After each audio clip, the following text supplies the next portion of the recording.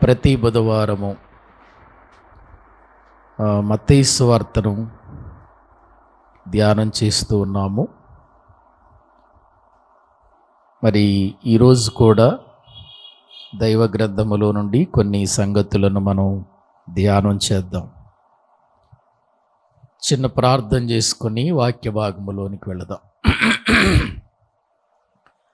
మమ్ములను అతి మికిలిగా ప్రేమించిన మా ప్రియ పరలోకపు తండ్రి, మీ ఘనమైన శ్రేష్టమైన ఉన్నతమైన నామానికి స్తోత్రములు చెల్లిస్తూ ఉన్నాం.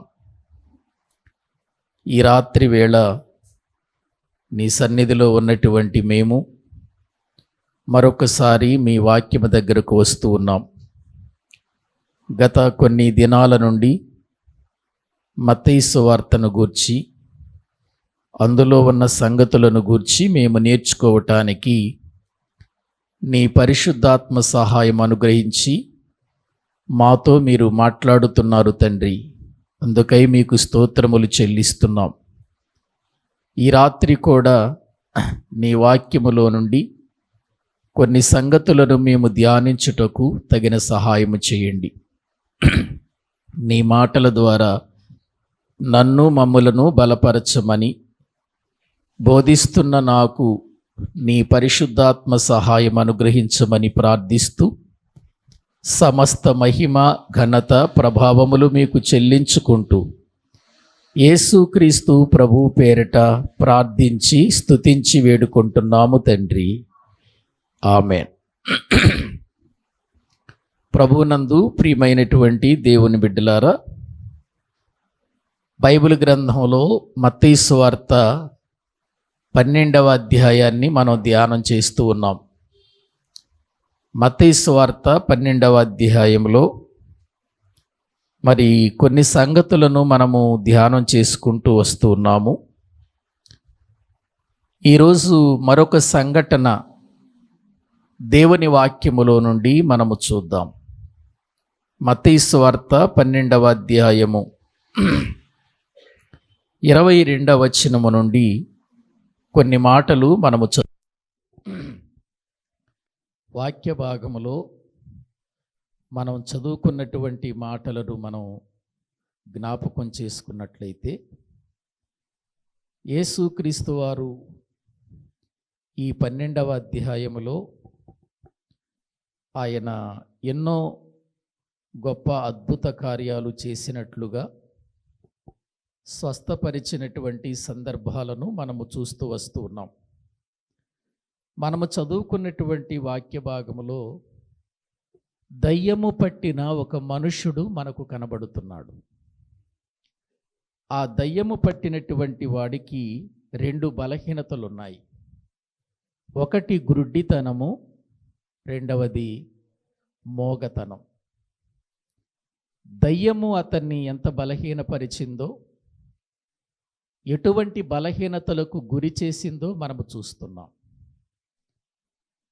దయ్యము పట్టినటువంటి ఈ వ్యక్తి జీవితంలో కళ్ళు కనబడని వాడిగా, గ్రుడ్డివాడిగా చేసింది. రెండవది, నోటి మాట లేకుండా మోగవాడిగా చేసినట్లుగా దైవ గ్రంథంలో మనము చదువుకున్నాం. ప్రియులారా, ఇటువంటి వ్యక్తి యేసు ప్రభువారికి కనబడినప్పుడు ఆయన వానిని స్వస్థపరిచినట్లుగా, బాగు చేసినట్లుగా మనం చూస్తున్నాం. ఎప్పుడైతే యేసు ప్రభువారు అతన్ని బాగు చేశారో అక్కడున్నటువంటి ప్రజలందరూ కూడా ఆశ్చర్యపడిపోయారు, విస్మయమొందారు. అంత మాత్రమే కాకుండా వాళ్ళందరూ ఆయన గురించి ఏమనుకున్నారంటే, ఈయన దావీదు కుమారుడు కాడా అని చెప్పుకుంటున్నట్లుగా దైవ గ్రంథంలో మనము చూస్తూ ఉంటున్నాం. అంటే యేసుక్రీస్తు ప్రభువారు వారి మధ్యలో ఉన్న ఎన్ని అద్భుతాలు చేస్తున్నా, ఎన్ని ఆశ్చర్యకార్యాలు చేస్తున్నా ఆయన ఎవరో పూర్తిగా వారికి అర్థము కాలేదు, పూర్తిగా అర్థం కాలేదు. ఆయన దావీదు కుమారుడు అని అనుకుంటున్నారే తప్ప ఆయన దేవుని కుమారుడు అని మాత్రం వాళ్ళు నమ్మటం లేదు. వాళ్ళ మధ్యలో ఇన్ని గొప్ప కార్యాలు జరుగుతున్నా కూడా వారు నమ్మకపోవటం వారి జీవితాలలో ఉన్న ఒక బలహీనత అని మనం చెప్పుకోవచ్చు. ప్రియులారా, నిజంగా ఇక్కడ ప్రజల స్థితి, ఈ యొక్క దయ్యము పట్టి వాని యొక్క స్థితి కూడా ఒకే విధానములో మనకు కనబడుతుంది. ఎందుకంటే దయ్యము పట్టినటువంటి వాని స్థితిని చూస్తే వాడు గుడ్డివాడిగా కనబడుతున్నాడు, మోగవాడిగా కనబడుతున్నాడు. ఈనాడు కూడా సాతానుడు అనేకుల యొక్క జీవితాలను గుడ్డివారిగా మార్చేసినట్లుగా మనం చూస్తూ ఉన్నాం. లేఖనాలను మనము చూడగలిగితే కొరింథీయులకు రాసినటువంటి 2వ పత్రిక చూడండి. కొరింథీయులకు రాసినటువంటి 2వ పత్రిక దేవుని వాక్యములో నుండి 4వ అధ్యాయము 4వ వచనాన్ని మనము చదివితే అక్కడ పౌలు కొరింథీ సంఘానికి ఉత్తరం రాస్తూ ఏమంటున్నాడంటే, దేవుని స్వరూపి అయ్యున్న క్రీస్తు మహిమను కనపరుచు సువార్త ప్రకాశము వారికి ప్రకాశింపకుండునట్లు నిమిత్తము ఈ యుగ సంబంధమైన దేవత అవిశ్వాసులైన వారి మనోనేత్రములకు గ్రుడ్డితనము కలుగ చేసెను అని వాక్యంలో చూస్తున్నాం. గమనించండి, శారీరకముగా గ్రుడ్డి వాళ్ళు కొంతమంది అయితే ఆధ్యాత్మికమైన గ్రుడ్డి వాళ్ళు కొంతమంది కనబడుతున్నారు. ఇక్కడ నిజంగా ఇక్కడ మనం చూస్తే పౌలు గారు కొరింథీ సంఘానికి ఉత్తరం రాస్తూ ఏమంటున్నాడంటే, కొంతమంది కన్నులకు సాతానుడు ఏం కలిగించాడట? గ్రుడ్డితనము కలిగించాడట. ఏ గ్రుడ్డితనం ఇది? శారీరకంగా వీళ్ళకి కళ్ళున్నాయా? ఉన్నాయి. శారీరకంగా వీళ్ళు చూడగలుగుతున్నారా? చూస్తున్నారు.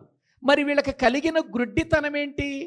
వీళ్ళకి కలిగిన గ్రుడ్డితనం, సాతానుడు కలిగించిన గ్రుడ్డితనం ఏంటి?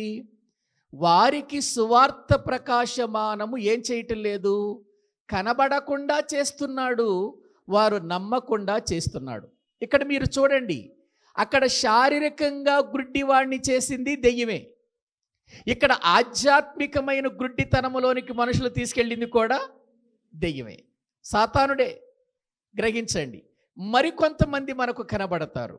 మరికొంతమంది యోహాను గారు రాసిన మొదటి పత్రిక 2వ అధ్యాయము, యోహాను గారు రాసిన మొదటి పత్రిక 2వ అధ్యాయము దేవుని వాక్యములో మనము చూస్తే అక్కడ వ్రాయబడిన మాటలు చూడండి. 2వ అధ్యాయము 12వ వచనాన్ని మనము 11వ వచనాన్ని చదువుకుందాం. యోహాను గారు రాసిన మొదటి పత్రిక 2వ అధ్యాయము 11వ వచనాన్ని వాక్యములో నుండి మనము చదువుకుందాం. తన సహోదరుని ద్వేషించువాడు చీకటిలో ఉండి చీకటిలో నడుచుచున్నాడు, చీకటి అతని కన్నులకు గ్రుడ్డితనము కలుగు చేసెను కనుక తానెక్కడికి పోవుచున్నాడో అతనికి తెలియదు. ఇక్కడ కూడా గురుడ్డోళ్ళు కనబడుతున్నారా? యోహాను పత్రికలో కూడా గురుడ్డోళ్ళు కనబడుతున్నారు. వీళ్ళెవరు? తన సహోదరులను ద్వేషిస్తూ చీకటిలో ఉన్నవారు అని మనం చూస్తున్నాం. చీకటిలో ఉన్నవారు. వాస్తవానికి బైబిల్ గ్రంథంలో చీకటి ఎవరి క్రియగా, ఎవరి యొక్క సాదృశ్యంగా కనబడుతుంది మనకు? సాతాను ప్రియులార కార్యక్రమంగా, సాతాను పనిగా మనము చూస్తున్నాం. చూడండి, సాతానుడు చేస్తున్న పనులు చూడండి.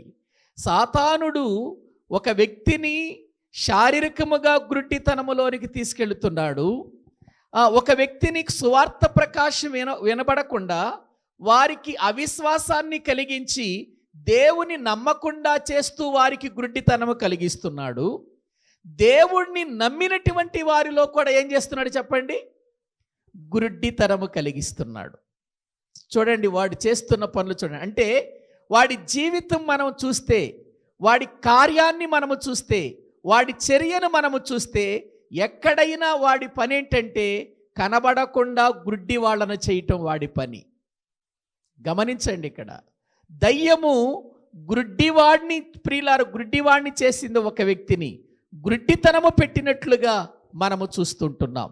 మరొకరికేమో క్రీస్తును నమ్మకుండా, క్రీస్తు యొద్దకు రాకుండా, క్రీస్తు స్వరూపము వారికి తెలియకుండా, క్రీస్తు యొక్క సువార్త ప్రకాశము వారికి వినబడకుండా, కనబడకుండా, వారు క్రీస్తును నమ్మకుండా వారి మనోనేత్రాలకు గుడ్డితనము కలిగిస్తున్నాడు. ఎందుకంటే వారి అవిశ్వాసం, అంటే వారిని అవిశ్వాసులుగా మార్చేశాడు. విశ్వాసములోనికి రాకుండా చేస్తున్నాడు, విశ్వాస జీవితము లేకుండా చేస్తున్నాడు. ఈనాడు ఎంతోమంది క్రీస్తును నమ్మకపోవటానికి, క్రీస్తు యొద్దకు రాకపోవటానికి కారణం ఏంటంటే సాతానుడు అనేకులను వారి అవిశ్వాసము వలన ఎలా మార్చేశాడు? గుడ్డివారిగా మార్చేసినట్లుగా దేవుని వాక్యములో మనము చూస్తున్నాం. ఇక్కడ అదే కదా జరుగుతుంది. ఈ గుడ్డివాడిని స్వస్థపరిచినా కూడా, ఈ గుడ్డివాడిని బాగు చేసినా కూడా ప్రజలు దేవుని యందేమని విశ్వాసం ఉంచారా? విస్మయం పొందారు. ఈయన దావీదు కుమారుడు కాడా అని చెప్పుకుంటున్నట్లుగా మనం చూస్తున్నాం. మనకు బైబిల్ గ్రంథంలో యోహాను సువార్త 9వ అధ్యాయములో మరొక గుడ్డివాడు కనబడతాడు. చూడండి, బైబిల్ గ్రంథంలో అతని గూర్చి వాళ్ళు మాట్లాడుతూ ఏమంటున్నారో చూద్దాం. యేసు ప్రభువుకు వారికి మధ్యలో సంభాషణ జరుగుతుంది. అక్కడ వాళ్ళు ఏమని మాట్లాడుకుంటున్నారో, ప్రభు వాళ్ళతో ఏమంటున్నాడో ఒక మాట చూద్దాం. యోహాను సువార్త 9వ అధ్యాయము 40-41 వచనం చదువుదాం. యోహాను సువార్త 9వ అధ్యాయము 40-41 వచనాలు చదువుకుందాం. ఆయన యొద్ద ఉన్న పరిసయ్యులు కొందరు ఈ మాట విని మేమును గ్రుడ్డివారమా అని అడిగిరి.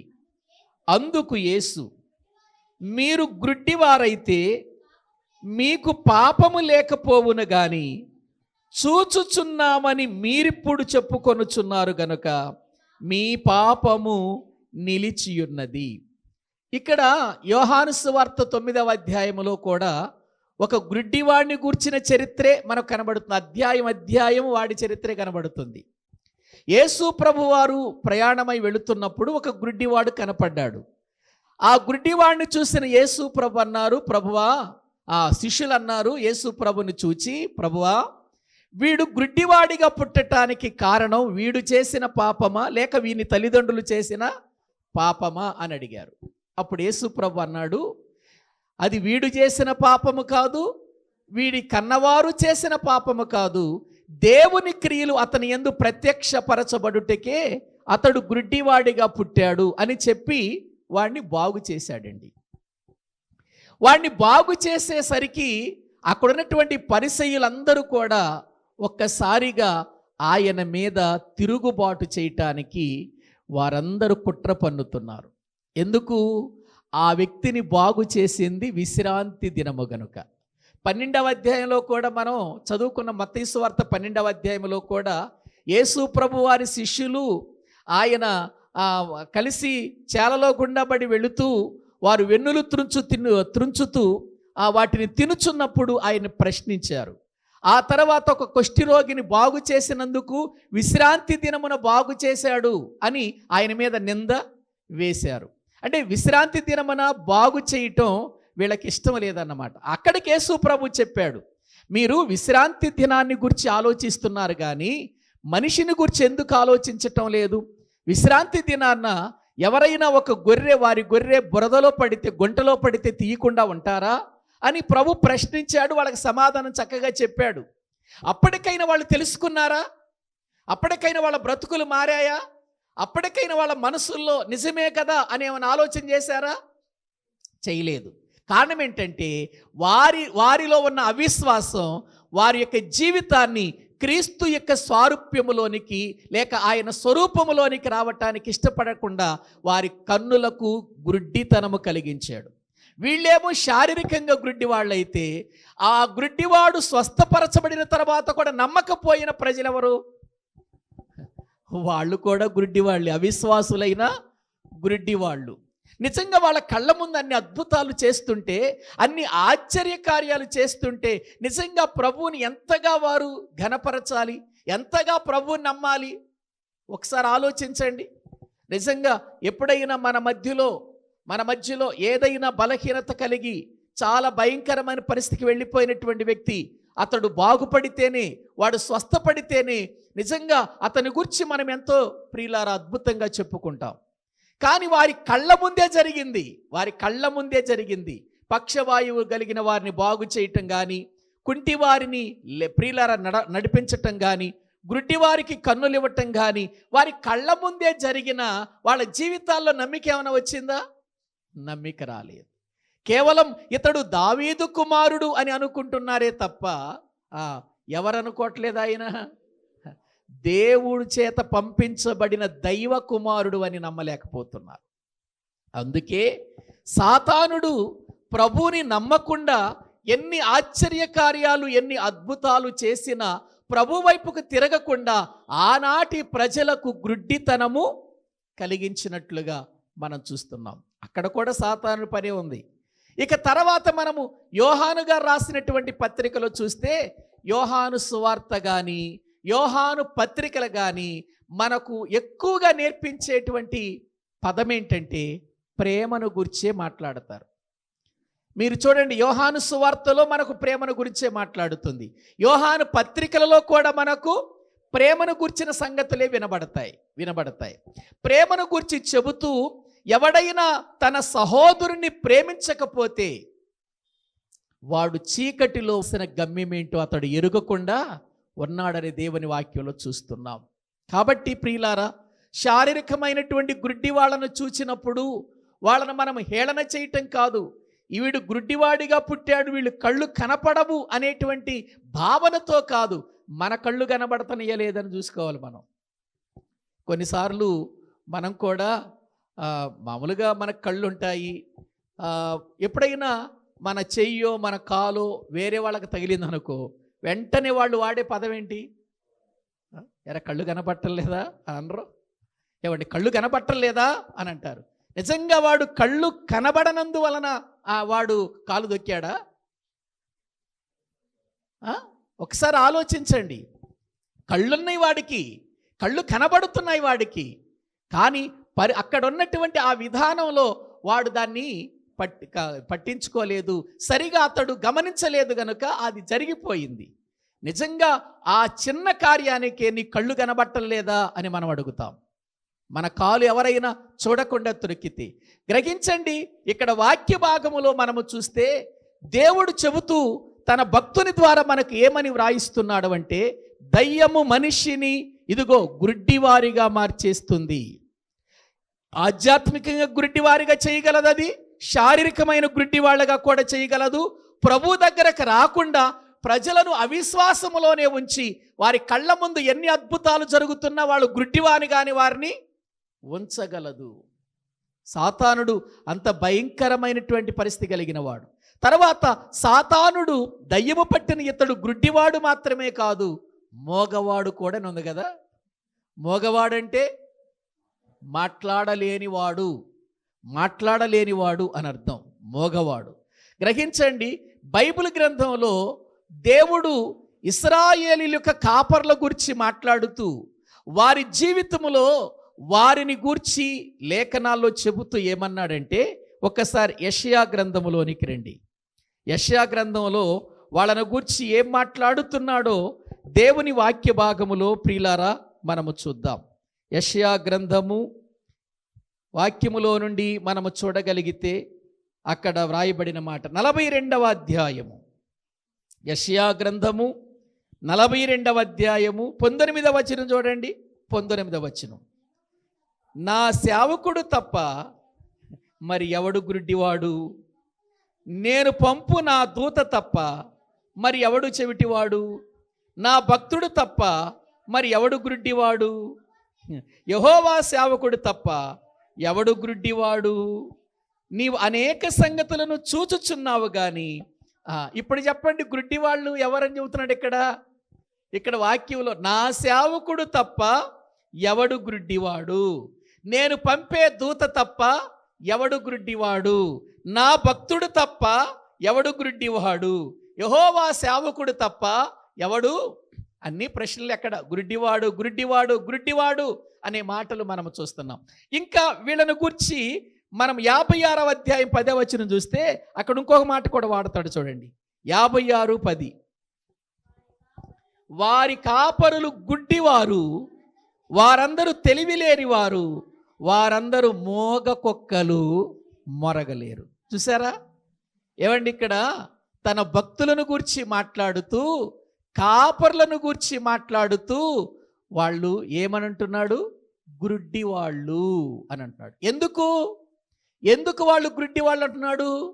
అక్కడ ఇంకొక మాట కూడా వాడాడు కదా, వారు మొరగలేని మోగ కుక్కలు. అంటే మోగోళ్లే కదా, ఇక్కడ కూడా మోగోళ్ళు కనబడుతున్నారు మనకు. ఎవరు ఈ మోగోళ్ళు? కాపరులు అని దేవుని వాక్యంలో చూస్తున్నాం. దేవుని వాక్యములో కాపరులు అని లేఖనం మనకు చెబుతుంది. గుడ్డివాళ్ళు, తర్వాత మోగవాళ్ళు. వాస్తవానికి ఇక్కడ చెబుతున్నటువంటి ఈ మాటలను మనం జ్ఞాపకం చేసుకుంటే వీళ్ళు మామూలుగా శారీరకంగా ఫిజికల్గా గుడ్డివాళ్ళ వీళ్ళు, శారీరకంగా మోగోళ్ళ వీళ్ళు కాదండి. అక్కడే చెబుతున్నాడు కదా, నా సంగతులని వినియు కూడా వాళ్ళు ఏం చేస్తున్నారు? గ్రహించకున్నారు అని అన్నాడు. మనం చదువుకున్న 42వ అధ్యాయంలో, యెషయా గ్రంథము 42వ అధ్యాయంలో ఏమన్నాడు? మళ్ళీ ఒకసారి చదవండి.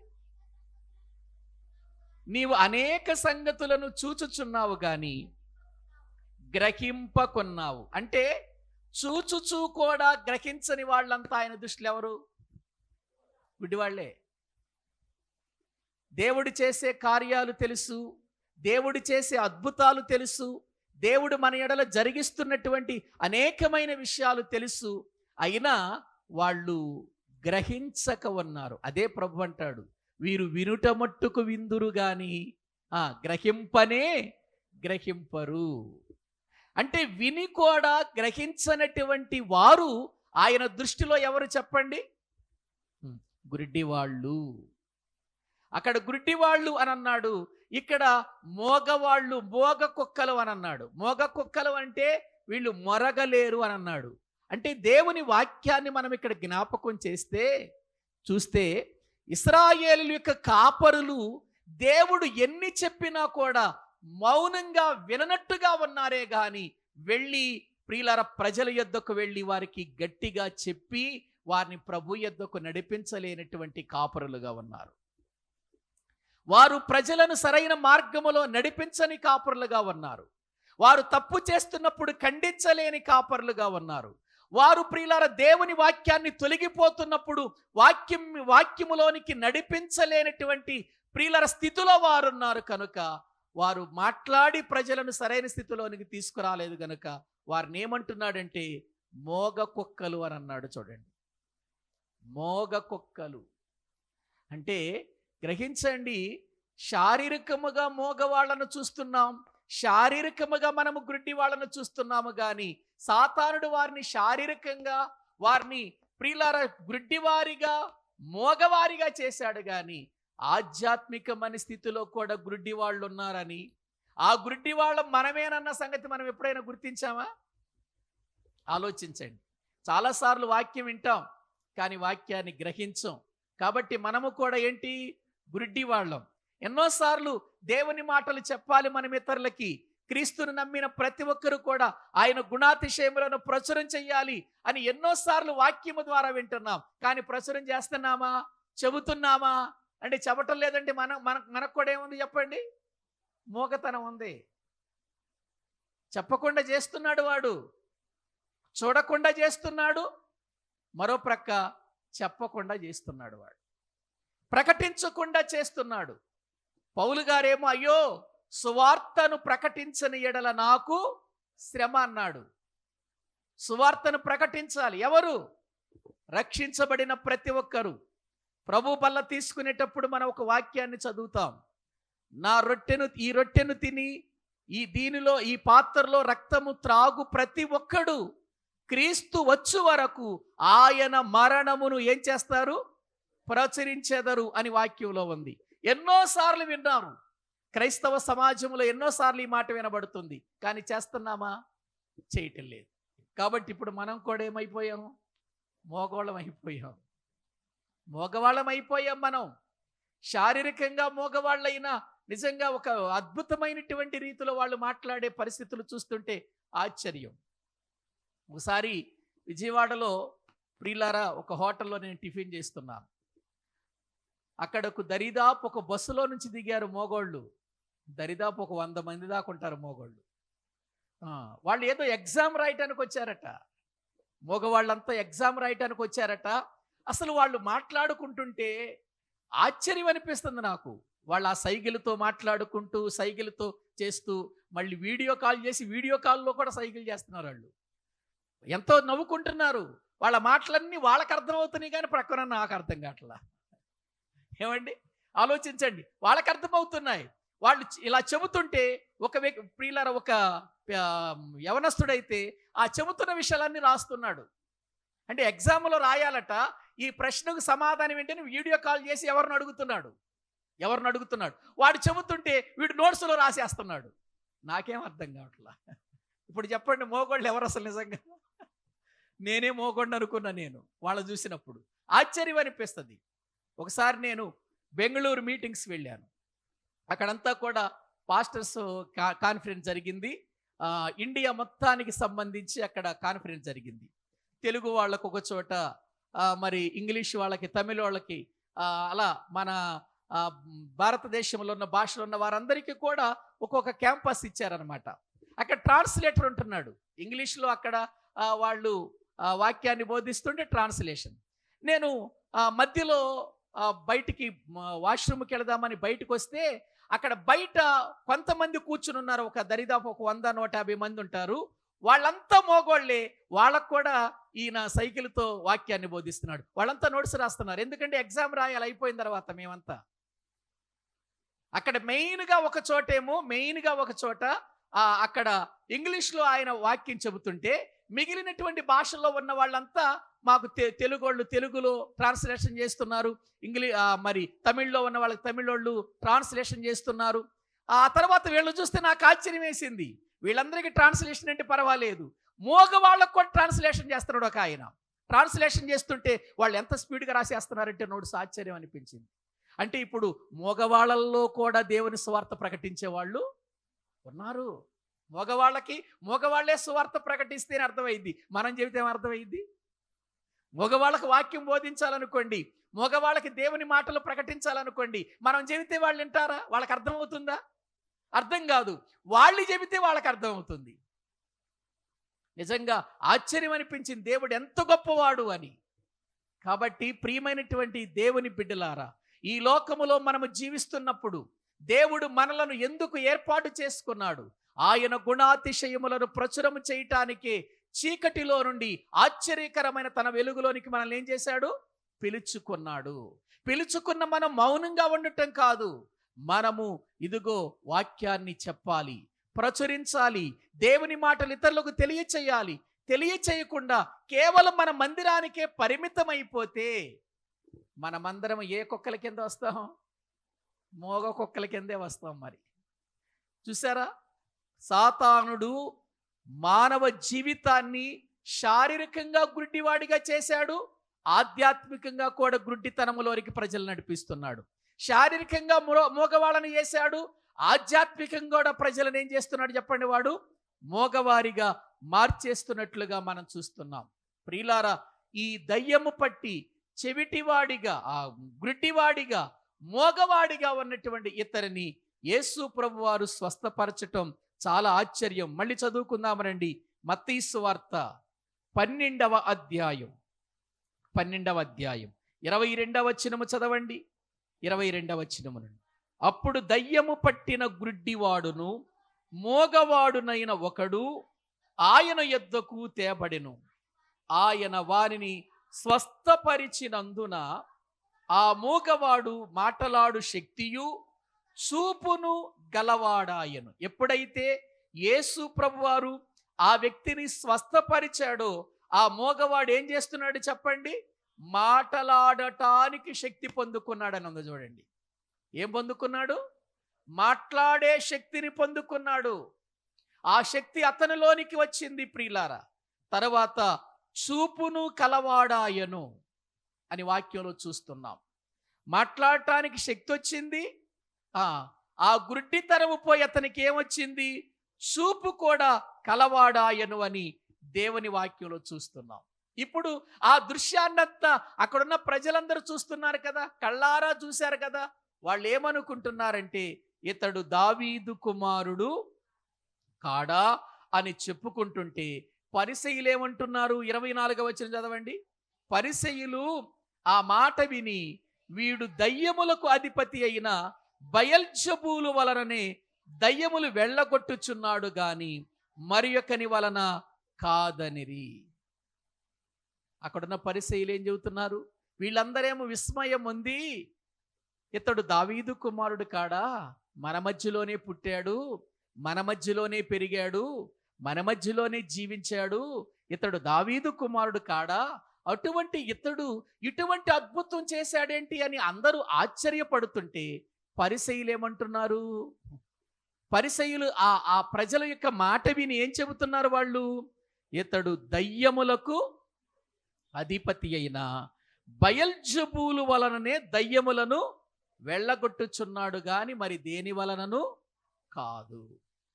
నిజంగా వీళ్ళకి దయ్యముల అధిపతి అయిన బయల్జబూలు వలననే దయ్యాలు వెళ్ళగొడుతున్నాడని వీళ్ళకి ఎలా తెలుసు? వీళ్ళకి ఏ విధంగా తెలుసు? అక్కడ ఏ విధమైన ప్రూఫ్స్ ఉన్నాయి చెప్పండి? వీళ్ళు మాట్లాడటానికి ఏం అవకాశం ఉంది చెప్పండి? ఆయన మీద నింద వేయటం తప్ప మరొకటి ఏమైనా ఉందా? ఒకసారి మీరు ఆలోచించండి. ఆయన మొదటి నుండి చెబుతూనే వచ్చాడు కదా, మొదటి నుండి ఆయన మాట్లాడుతూనే వచ్చాడు కదా. ఏమని మాట్లాడుతూ వచ్చాడు ఆయన? నేనెవరిని అనుకుంటున్నారు? నేను పరలోకము నుండి దిగి వచ్చిన జీవాహారాన్ని, నేను పరలోకము నుండి దిగి వచ్చినటువంటి దేవుని కుమారుణ్ణి తప్ప మరొకటి కాదు. నా గురించి మీరు సాక్ష్యం పొందాలంటే ఇదిగో నా తండ్రి మీకు సాక్ష్యం ఇస్తున్నాడు. ఎన్ని సంగతులు చెబుతూ వచ్చాడు వాళ్ళకి, ఎన్ని విషయాలు చెబుతూ వచ్చాడు. అంతకు ముందు మనం చదువుకున్నాము 5వ అధ్యాయము, 6వ అధ్యాయము, 7వ అధ్యాయము. ఇవన్నీ మనము చూసినప్పుడు యేసు ప్రభువు కొండ మీద చెప్పిన ప్రసంగంలో ఎన్ని సంగతులు చెప్పాడు ఆయన? ధర్మశాస్త్రాన్ని గురించి చెప్పాడు. ధర్మశాస్త్రములో ఉన్న విషయాలను బయటికి తీశాడు. ఆ విషయాలు తీసుకొచ్చి వాళ్లకు అప్పుడు ఇలా జరిగింది కానీ ఇప్పుడు ఇటువంటిది దేవుడు మనకిచ్చాడు అని ఎన్ని సంగతులు చెప్పాడు. అయినా వాళ్ళు మారారా? అయినా వాళ్ళ జీవితాల్లో ఏమైనా ఆలోచన వచ్చిందా? ఏమైనా తలంపులు వచ్చాయా? రాకపోగా ఇప్పుడు ఆయన మీద ఒక నిందేస్తున్నారు. దయ్యముల అధిపతి అయిన బయల్జబూలు వలన ఇతడు ఏ వెళ్ళగొడుతున్నాడు? దయ్యాలు వెళ్ళగొడుతున్నాడు అని మాట్లాడుతున్నారు. ప్రియులారా, ఇప్పుడు చెప్పండి, ఇక్కడ మనకు సాతానుడు కేవలం ఒక ప్రక్క ఈ గుడ్డివాడిగా మోగవాడిగా చేసింది. అక్కడున్న పరిసయ్యులను కూడా ఏం చేసింది చెప్పండి? వాళ్ళు కూడా గుడ్డివాళ్ళు మోగవారిగానే చేసింది. అందుకే యేసుక్రీస్తు వారు మత్తయి సువార్త 23వ అధ్యాయం అంటాడు, గ్రుడ్డి పరిసయ్యుడా అని అంటాడు. చూడండి ఒకసారి బైబిల్ గ్రంథంలో మనము చూస్తే మత్తయి సువార్తలో దేవుని వాక్యాన్ని మనము చూస్తే 23వ అధ్యాయము దేవుని వాక్యములో అక్కడ వ్రాయబడిన మాట చూడండి. 16వ వచనం. అయ్యో అంధులైన మార్గదర్శకులారా. చూసారా ఏమంటున్నాడండి? ఈ పరిసయ్యులను శాస్త్రులను చూసి అంధులంటే ఎవరు? గుడ్డివాళ్లే కదా. అంధులైన మార్గదర్శకులు. గుడ్డివాడు ఎవరికి దారి చూపుతాడు చెప్పండి? మార్గదర్శకుడు అంటే ఏంటి? ఎవరు? దారి చూపించేవాడు కదా. దారి చూపించేవాడు మార్గదర్శకుడు. కానీ మంచోడికి లేక కళ్ళున్నవాడికి కళ్ళు లేనటువంటి అంధుడు వచ్చి నేను నీకు దారి చూపిస్తానన్నాడు అనుకో, ఎలా ఉంటుంది అది ఎలా ఉంటుంది? మంచివాడు కళ్ళు కనపడేవాడు వెనకాల వెళ్తాడా? మార్గం చూపిస్తారండి. ఎందుకని? వాడికే దారి తెలియదు, వాడికే మార్గం తెలియదు. వాడికే మార్గము తెలియనప్పుడు ఇతరులకే మార్గం చూపిస్తాడు. అందుకే వీళ్ళని ఏమని పిలుస్తున్నాడు? అంధులైన మార్గదర్శకులారా అని అంటున్నాడు. ఇందాక యెషయా గ్రంథంలో ఏం చదువుకున్నాము? నా సేవకుడు తప్ప ఎవడు గుడ్డివాడు, నా దూత తప్ప ఎవడు, నేను పంపు దూత తప్ప ఎవడు గుడ్డివాడు, నా భక్తుడు తప్ప ఎవడు గుడ్డివాడు, నా సేవకుడు తప్ప ఎవడు గుడ్డివాడు. ఇన్ని సంగతులు నేను బోధించినా గ్రహించకుండా ఉన్నారు గనక వారు గుడ్డివాళ్ళు అని చెప్పాడు. చూడండి, అంటే సాతానుడు ఎటువంటి పరిస్థితుల్లో ప్రజలను తీసుకెళ్తున్నాడో చూడండి. ఒక వ్యక్తిని ఫిజికల్గా ఆ వ్యక్తిని గుడ్డివాడిని చేయగలుగుతున్నాడు. చివరికి ఆ శాస్త్రులు పరిసయ్యులు అనుకుంటున్న, జ్ఞానులు అనుకుంటున్నటువంటి ఆనాటి ధర్మశాస్త్రోపదేశకులను కూడా ఏం చేశాడు చెప్పండి? గుడ్డివాళ్ళగా, మోగవాళ్ళగా మార్చేశాడు. ఈనాడు క్రైస్తవ సంఘంలో కూడా తన సహోదరుని ద్వేషిస్తూ తన సహోదరుని ప్రేమించినటువంటి వాడు కూడా గుడ్డివాడిగా ఉన్నాడని లేఖనాల్లో మనం చూసాం. ఇప్పుడు మనం చెప్పుకోవలసింది కళ్ళు లేని గుడ్డివాడి గురించి కాదు. ఏవండి, కళ్ళున్న గుడ్డి వాళ్ళను గురించి మనం మాట్లాడుకోవాలి. వాళ్ళు కళ్ళు లేవు, శారీరకంగా వాళ్ళ పుట్టుకతో కళ్ళు లేవు, కానీ కళ్ళు కేవలం చూసే కళ్ళున్న ఆధ్యాత్మిక విషయాల్లో గుడ్డి వాళ్ళు ఉన్నారే, వీళ్ళు మారాలి, వీళ్ళ జీవితాలు మారాలి. ఒక విషయం చెప్పనా? ఆ ప్రియులారా, యేసు ప్రభు దగ్గరకు తీసుకుని రాబడినటువంటి గుడ్డివాడు ఒకవేళ ఆయన గుడ్డితనం తీసివేయకపోయినా పర్వాలేదు, వాడు ప్రభువును నమ్ముకుంటే పరలోకానికి వెళతాడా? వెళతాడు. కానీ ప్రియులారా, చూసే కళ్ళుండి ఆధ్యాత్మికంగా గుడ్డితనములోనికి వెళ్ళిన మనిషి పరలోకానికి వెళతాడా అంటే వెళ్ళలేడు. కాబట్టి ఇప్పుడు చెప్పండి, శారీరకమైన గుడ్డితనము ప్రమాదమా, ఆధ్యాత్మికమైన గుడ్డితనం ప్రమాదమా? ఆధ్యాత్మికమైన గుడ్డితనమే ప్రమాదం. అందుకే మనం ప్రార్థన చేయాలి, ప్రభువా నాలో ఏ గుడ్డితనం ఉంది, ఏది చూడలేకపోతున్నాను, సాతానుడు ఎక్కడ నా మనోనేత్రాలకు గుడ్డితనం కలిగించాడు, ఎక్కడ నేను సహోదరుని ప్రేమించలేకపోతున్నాను, నా సహోదరుని నేను ప్రేమించలేకపోతున్నాను, నేను గుడ్డివాడిని అయిపోయాను ప్రభువా, గుడ్డివాడిని అయిపోయాను కాబట్టి నా గమ్యం ఏంటో నాకు తెలియకుండా అయిపోయింది, దయతో నన్ను క్షమించి ఆ గుడ్డితనములో నుంచి బయటకు తీసుకురమ్మని మనం వెళ్ళాలి ఇప్పుడు ప్రభు దగ్గరికి. ప్రియులారా, ఆలోచించండి, యేసు క్రీస్తు వారి యొక్క జీవితములో నిజంగా ఆయన ఎవరో తనను తాను బయలుపరుచుకుంటూ ఆయన ఎన్నో అద్భుతాలు చేస్తున్న పరిసయ్యులు మాత్రం అడ్డు తగులుతూనే వచ్చారు. పరిసయ్యులు యేసు క్రీస్తును అనేక రీతులుగా నిందలు వేస్తూ వచ్చారు. గుడ్డివారిగా మారి వాళ్ళ జీవితాలలో ప్రజలను కూడా గుడ్డితనములోనికి నడిపించారు. అందుకే యేసు క్రీస్తు వారు వారిని గురించి మాట్లాడుతూ అంధులైన మార్గదర్శకులారా, చదవండి ఆ వచనాన్ని మళ్ళీ. అయ్యో 16వ వచనం, అయ్యో అంధులైన మార్గదర్శకులారా, ఒకడు దేవాలయము తోడని ఒట్టు పెట్టుకుంటే అందులో ఏమీయూ లేదు గాని దేవాలయములోని బంగారము తోడని వెట్టు పెట్టుకుంటే వాడు దానికి బద్ధుడని మీరు చెప్పుదురు. ఏం చెబుతున్నారట వీళ్ళు? ఏం చెబుతున్నారట ఈ అందులైనటువంటి మార్గదర్శకులు? దేవాలయము తోడని ఒట్టు పెట్టుకుంటే అందులో ఏమీ లేదు గాని దేవాలయములోని బంగారము తోడని ఒట్టు పెట్టుకుంటే వాడు దానికి బద్ధుడని మీరేం చేస్తున్నారు? చెబుతున్నారు. ఇదే చెప్పాల్సింది ప్రజలకి? ఒట్టుల గురించే చెప్పాల్సింది ప్రజలకి? ఒట్టు పెట్టుకుంటే ఏదో జరిగిపోతుందనే చెప్పాల్సింది ప్రజలకి? ప్రజలకు ఏం చెప్పాలి? దేవుని మార్గాన్ని గురించి చెప్పాలి. ఆయన మార్గములను ప్రియులారా మనము తెలియచేయాలి. ఎందుకంటే ఆయన మార్గములు మనకు నెమ్మది కలిగించే మార్గాలు. అది చెప్పాలి ప్రజలకు. మా ప్రజలందరూ కూడా ఏ స్థితిలో ఉన్నారు? మార్గాలను చెరిపివేసుకున్న స్థితిలో కదా ఉంది ప్రజలందరూ. ఒకసారి ఆదికాండము 6వ అధ్యాయము 12వ వచనము నుండి చదవండి. వాక్యములో నుండి ఆదికాండము 6వ అధ్యాయం 12వ వచనం. దేవుడు భూలోకమును చూచినప్పుడు అది చెడిపోయి ఉండెను, భూమి మీద సమస్త శరీరులు తమ మార్గాలను ఏం చేశారు? చెరిపి వేసుకున్నారు. చదవండి తర్వాత కూడా. దేవుడు నోవహుతో సమస్త శరీరులు నిండి ఉన్నది కనుక నా సన్నిధిని వారి అంతము వచ్చింది, వారి అంతం వచ్చింది. వారు మార్గాలను ఏం చేసుకున్నారు? చెరిపేసుకున్నారు. దానిని బట్టి వారి అంతం వచ్చింది, వారి అంతం వచ్చింది అని చెబుతున్నాడు. ప్రియులారా, వారి అంతం దగ్గరకు వచ్చినప్పుడు వాళ్ళని నడిపించాల్సింది ఎక్కడికి? అంతం వచ్చేసింది, సమస్త మార్గాలను చెరిపేసుకున్నారు, మీరంతా మార్గంలోనికి రండి. అదే కదా చెప్పాల్సింది. నోవాహు చేసింది అదేనండి. ఎప్పుడైతే అంతం వచ్చింది అని చెప్పాడో, ప్రియులారా, నోవాహు జీవితంలో చేసింది ఏంటో తెలుసా? ఒక ప్రక్క దేవుడు కొలతలిచ్చి ఈ కొలతల ప్రకారమును ఓడను తయారు చేయి అని ఒక ప్రక్కన చెప్పాడు. మరో ప్రక్క ఆత్మరూపిగా వెళ్ళి ఇదిగో అతడు ప్రకటన చేసినట్లుగా లేఖనాల్లో మనము చూస్తూ ఉంటున్నాం. ఎందుకు? అంతం వచ్చేసింది. ప్రజలందరూ మార్గాలను ఏం చేసుకున్నారు? చెరిపేసుకున్నారు.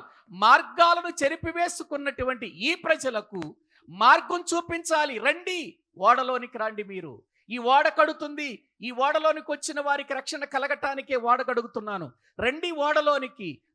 దేవుని ఉగ్రత రాబోతుంది, దేవుని ప్రళయం జల ప్రళయం రాబోతుంది అని నోవహు బోధిస్తూ ఉన్నాడు. ఒక ప్రక్కన ఓడ కడుతున్నాడు. ఎందుకు అంటే అంతము వచ్చి ఉన్నది. ప్రియులారా, ఒకసారి మీరు ఆలోచించండి.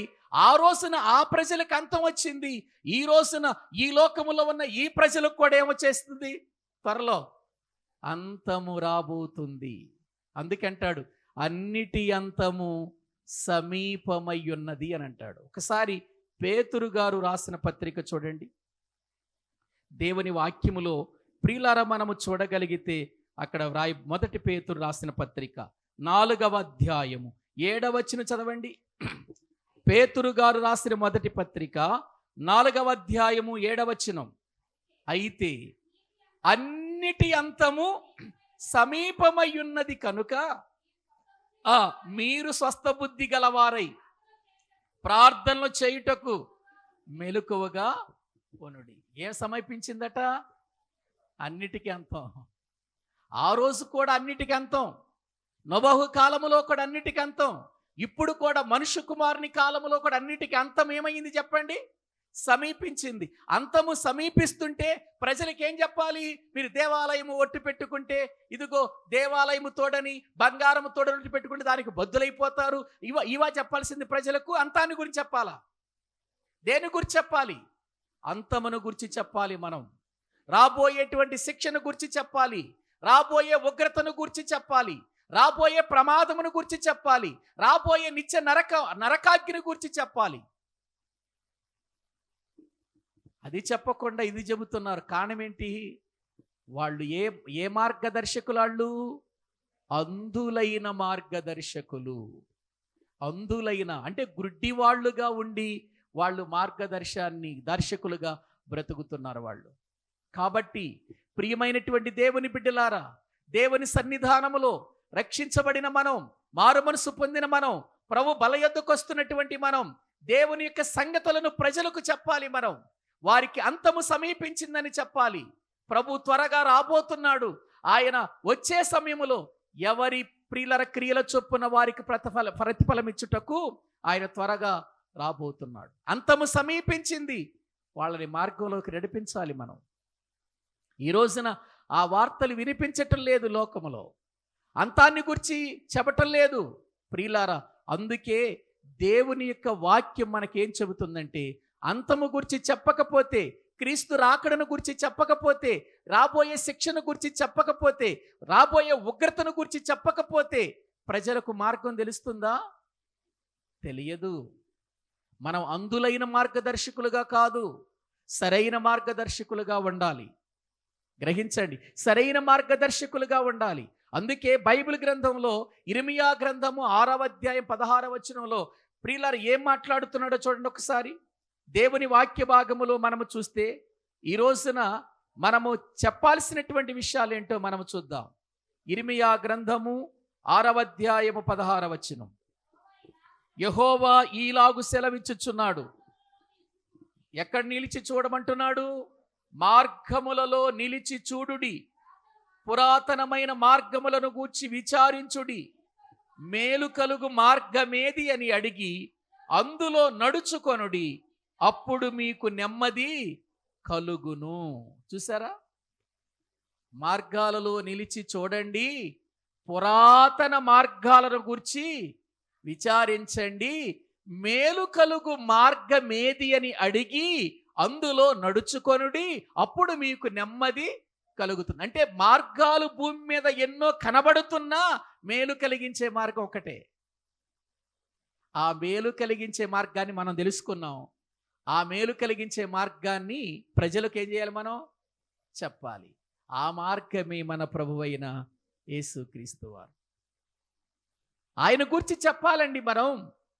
అప్పుడే ప్రజలు గుడ్డితనములో నుంచి బయటకు వస్తారు. వారి మనోనేత్రాలు తెరవబడతాయి, వారి కళ్ళు తెరవబడతాయి, అంధత్వములో నుండి బయటకు వస్తారు, వాళ్ళు బాగుపరచబడతారు. కాబట్టి దేవుడు మనకిచ్చిన పని, మనకిచ్చిన బాధ్యత ఏంటంటే, మనము అంధులైన మార్గదర్శకులం కాదు. మనం అంధులైన మార్గదర్శకులం కాము. మేలు కలిగించే మార్గాన్ని చూపించే మార్గదర్శకులం మనం. క్రీస్తును చూపించాలి ప్రజలకు, క్రీస్తు చేసిన కార్యాలు చూపించాలి. లోకం ఎన్నో అనుకోనివ్వండి, లోకం ఎన్నో రీతులుగా ప్రియులరా ఆలోచించనివ్వండి. వీళ్ళు ఇదే అనుకుంటున్నారు కదా, అక్కడ గుడ్డివాడు బాగుపడ్డాడు, మొగతనం పోయింది, మాట్లాడే శక్తి వచ్చింది, మోగతనం పోయి మాట్లాడే శక్తి వచ్చింది, గుడ్డితనం పోయి చూచే శక్తి అతడు పొందుకున్నప్పుడు నిజంగా వాళ్ళందరూ కూడా ప్రభువునందు విశ్వాసం ఉంచాలి. విశ్వాసం ఉంచకపోగా పరిసయ్యులు విశ్వాసం ఉంచే వారిని కూడా చెడగొడుతున్నారు. చూడండి వీళ్ళు ఏంటి, అతడు దయ్యాలు వెళ్ళగొడుతున్నాడంటే, దయ్యాన్ని వెళ్ళగొట్టాడంటే, ఆ మోగతనం పోయిందంటే, ఆ చెవిటితనం, ఆ యొక్క గుడ్డితనం పోయిందంటే కేవలం అతడు దయ్యములకు అధిపతి అయిన బయల్జుబూలు వలన ఏం చేశాడు? దయ్యాలు వెళ్ళగొట్టాడే తప్ప అదేమి అతను గొప్ప శక్తి కాదా? శక్తి కాదు, అది గొప్ప శక్తి కాదా? ఈ ప్రపంచంలో ఒక గుడ్డివాడికి కళ్ళు ఇవ్వమనండి, ఏమండి, ఆ చూచే కళ్ళు ఇవ్వమనండి, గుడ్డివాడిని చూచేవాడిగా మార్చమనండి, ఎవరి వల్ల అవుతుందండి? మోగవాడిని మాట్లాడే శక్తినిచ్చి మాట్లాడమని చెప్పమనండి, మాట్లాడనీయమని చెప్పండి, ఎవరి వల్ల అవుతుంది? ఎంత తేలిగ్గా అంచనేసుకున్నారు. దయ్యం పని అది, దయ్యం చేయగలదా? ప్రియులారా, ఒకసారి ఆలోచించండి, దయ్యానికి ఆ శక్తి ఉందా? ఒకసారి మనం ఆలోచించాలి. మనుషులను నాశనం చేయగలదు కానీ, మనుషులను గుడ్డివాళ్ళగా చేయగలదు కానీ, మనుషులను ప్రియులరా మోగవాళ్ళగా చేయగలదు కానీ, వాళ్ళని గుడ్డితనము నుంచి విడిపించలేదు. అది దాని పని అంతా ఏంటంటే, మనుషుల్ని ఏం చేయాలి? నాశనం చేయాలనేగా, బాగు చేయాలని కోరుకుందా దానికి? అసలు బాగు చేయాలనే ఆలోచన సాతానుదా? ఒక మనిషిని బాగు చేయాలనే ఆలోచన సాతానుదా? చెడగొట్టాలనేది ఆలోచన దాన్ని. సర్వలోకమును మోసపుచ్చుచు ఏం చేస్తుంది? అది సర్వలోకాన్ని ఏం చేయాలనుకుంటుంది? అది చదవండి ఒకసారి, ప్రకటన గ్రంథం 12వ అధ్యాయం చూడండి. అది ఏమనుకుంటుందో భూమి మీద పడిన దగ్గర నుంచి కూడా దాని కోరికేంటో, దాని ఆశ ఏంటో ఒకసారి మనము చూద్దాం. ప్రకటన గ్రంథము 12వ అధ్యాయము 9వ వచనం. కాగా సర్వలోకమును మోసపుచ్చుచు అపవాది అనియు సాతాననియు పేరు గల ఆది సర్పమైన ఆ మహాఘట సర్పము పడద్రోయబడెను. 12వ వచనం కూడా చదవండి.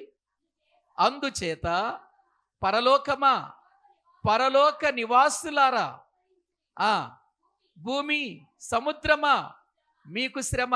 అపవాది తనకు సమయము కొంచెమని తెలుసుకొని బహు క్రోధము గలవాడై మీ యొద్దకు దిగి వచ్చిన వీడు ఏం చేస్తున్నాడు? పేతురు గారు రాసిన మొదటి పత్రిక 5వ అధ్యాయము 8వ వచనం. నిబ్బరమైన బుద్ధి గలవారై మెలకుగా ఉండుడి, మీ విరోధి అయిన అపవాది గర్జించు సింహం వలె ఏం చేయాలని? ఎవరిని మృంగి నాశనం చేయాలి, ప్రభువుకు కాకుండా చేయాలి, వారిని ప్రభు దగ్గరికి వెళ్లకుండా చేయాలి, వారిని గుడ్డివారిగా ఉంచి నరకానికి ఈడ్చుకొని పోవాలి. ఇదే దాని పని. మోసం చేస్తుంది ఎవరిని? సర్వలోకాన్ని మోసం చేస్తుంది. సర్వలోకాన్ని మోసం చేస్తుంది. గ్రహించండి, సర్వలోకాన్ని మోసం చేసే ఇది ఒక మనిషిని మంచివానిగా చెయ్యగలదా? అసలు చేసిందా? మీరు చూడండి, బైబిల్ గ్రంథంలో ఆది కాండం నుంచి ప్రకటన గ్రంథం వరకు సాతానుడు మంచి పనులు చేసిన సందర్భాలు ఎక్కడన్నా ఉన్నాయా? ఉండవు. దాని పని ఏంటంటే నాశనం చెయ్యటం, పడగొట్టటం, పాడు చెయ్యటం, మనుషులను నరకానికి తీసుకుని వెళ్ళిపోవటమే, బాగు చేసేది దానివల్ల కాదు. కానీ వీళ్ళేమంటున్నారు? బయల్జబూలు అధిపతి వలన దయ్యాలు ఏం చేశాడట? దయ్యముల అధిపతి అయిన బయల్జబూలు వల్ల దయ్యాలు వెళ్ళగొట్టాడు అని చెప్పుకుంటున్నారండి. సాతానుకు వ్యతిరేకంగా మారగలదా? ఒకసారి మీరు ఆలోచించండి. అదే యేసు ప్రభు చెబుతున్నాడు అక్కడ. కాబట్టి ప్రియులారా, మన ప్రభువు బాగు చేసేవాడే గాని ఆయన నాశనము చేసేవాడు కాదు. రక్షించేవాడే గాని ఆయన శిక్షించటానికి భూమి మీదకు రాలేదు. ఆయన నశించిన దానిని ఏం చేయటానికి వచ్చాడు? రక్షించటానికి వచ్చాడు. ప్రియులారా, ఒక్కసారి మనం ఆలోచన చేయాలి. అందుకే మార్కు సువార్తలో ఆయన గురించి ఒక మాట ఉంటుంది చూడండి.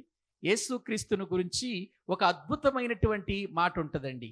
యేసుక్రీస్తును గురించి మార్కు సువార్త దేవుని వాక్య భాగములు 7వ అధ్యాయము 37వ వచనం చదవండి. మార్కు సువార్త 7వ అధ్యాయము 37వ వచనం. ఈయన సమస్తమును బాగుగా చేసి ఉన్నాడు, చెవిటివారు విన్నట్లుగాను మోగవారు మాట్లాడునట్లుగాను చేయుచున్నాడని చెప్పుకొని అపరిమితముగా ఆశ్చర్యపడిరి. ఈయన బాగు చేసేవాడా చెడగొట్టేవాడా? బాగు చేసేవాడండి. బాగు చేసేవాడు కాబట్టే మనందరినీ బాగు చేసాడు, ఇక్కడ కూర్చోబెట్టాడు. చెడగొట్టేవాడైతే ఇక్కడ చెడిపోయిన వాళ్ళు ఎక్కడ ఎందుకు ఉంటారు? ఒకసారి ఆలోచించండి ప్రియులారా. బాగు చేశాడు, చెడిపోయిన మనల్ని బాగు చేశాడు, పాపములో ఉన్న మనల్ని బాగు చేశాడు, శాపగ్రస్తమైన స్థితిలో ఉన్న వారిని మనల్ని బాగు చేశాడు, నరకానికి వెళ్ళిపోతున్న మనకు మార్గం చూపించి ఇదిగో మీరు సత్య మార్గములోనికి రండి అని మనకు మార్గం ఏంటో తెలియచేశాడు. ఆయన దయ్యములకు అధిపతి అయిన బయల్జబూల వలన దయ్యాలు వెళ్ళగొట్టేంత శక్తిహీనుడు కాదు. ఆయన బయల్జబూలు అధిపతికి లోబడేంత బలహీనుడు కాదు. బయల్జబూలుకు అధిపతి అయిన, దయ్యాలకు అధిపతి అయిన సాతానునే ఓడించి వచ్చినవాడు ఈయన.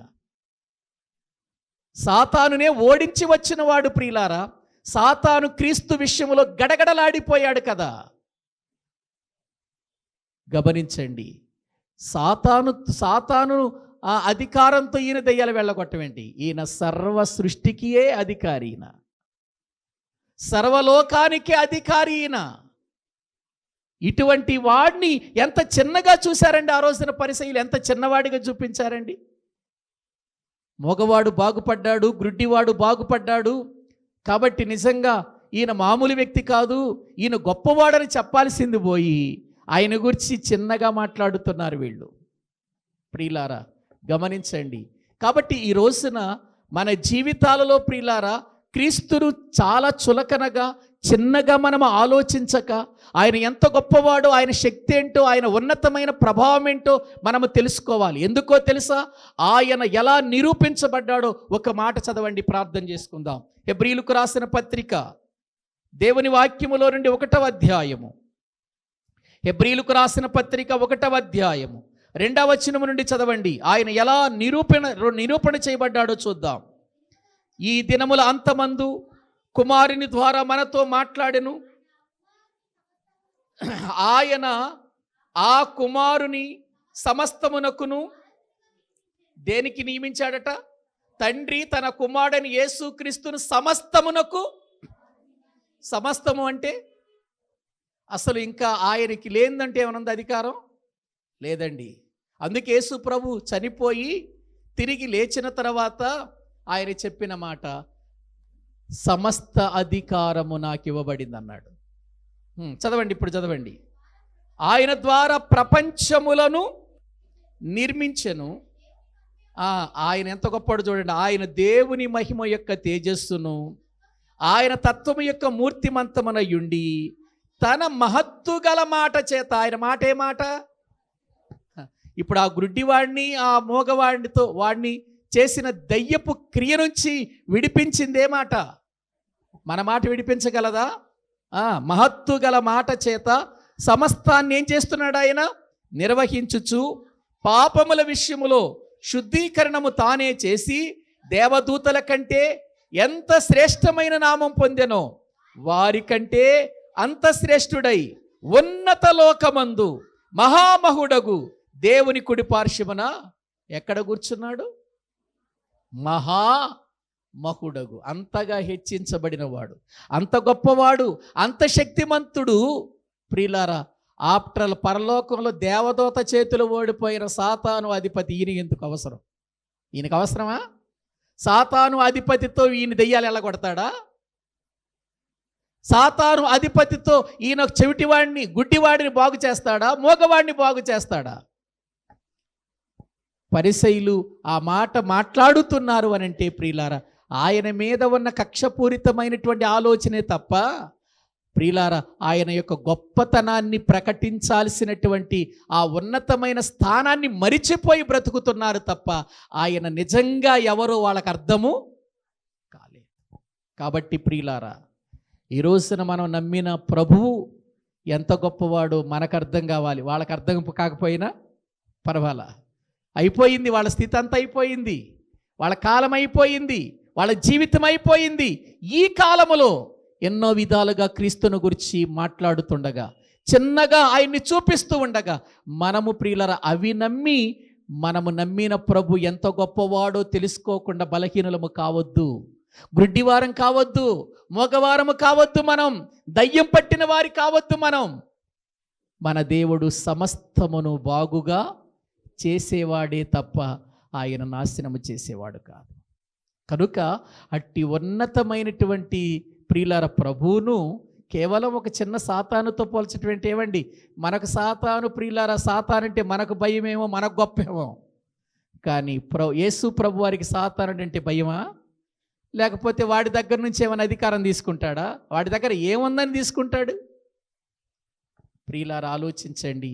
ఈయన సమస్తమును బాగుగా చేసేవాడు, ఈయన సమస్త అధికారము పొందినవాడు, ఈయన సమస్తానికి ప్రియులార అధికారము కలిగి మహామహోన్నతుడైన దేవుని కుడి పార్శ్వమున కూర్చున్న మహనీయుడు.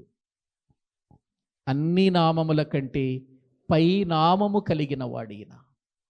ఇంత గొప్పవాడు మనలో ఉండటం, మనము కలిగి ఉండటం, ఆయన సన్నిధిలో ప్రియులరా ఆయనతో మనము సహవాసం చేయటం మన జీవితం గొప్ప ధన్యమండి. కాబట్టి మత్తయి సువార్తలో యేసుక్రీస్తు వారు ప్రియులారా ఆయన దగ్గరకు తీసుకొని రాబడిన ఒక దయ్యము పట్టినవాడు, ఆ దయ్యం అతన్ని గుడ్డివాడిగా చేసింది, కానీ అతన్ని బాగు చేసే శక్తి దానికి లేదు.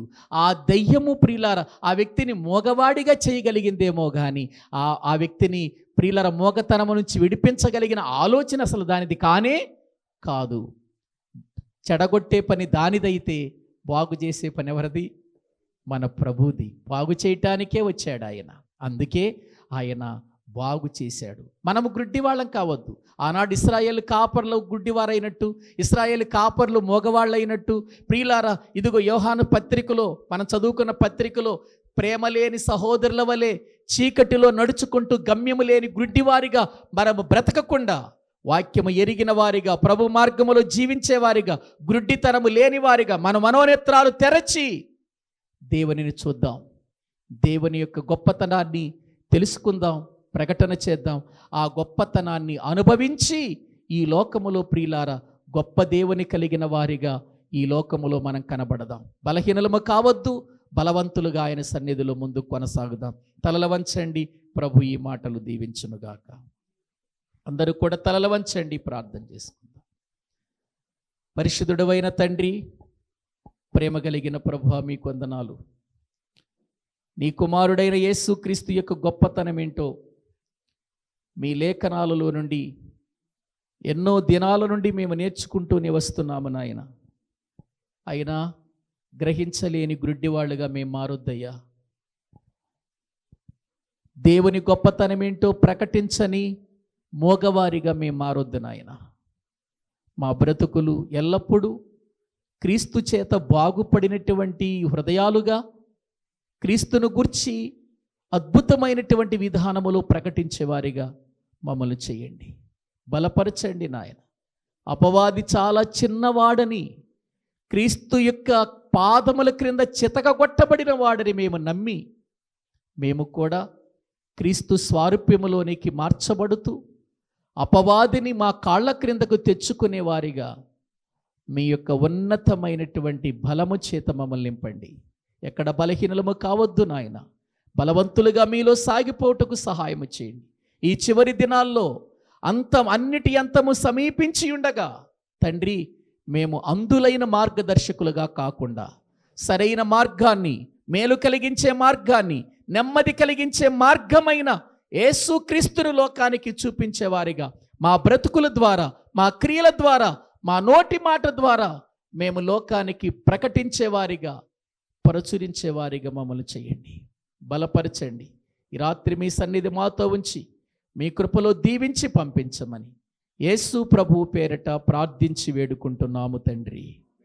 ఆమేన్. మన తండ్రి అయిన దేవుని ప్రేమ, ఆయన కుమారుడైన యేసుక్రీస్తు వారి కృప, పరిశుద్ధాత్మ నిత్య సహాయము సన్నిధి కూడిన మనకును సకల పరిశుద్ధులకును సదాకాలము తోడయుండి నడిపించునుగాక. ఆమేన్. అందరికీ వందనాలు.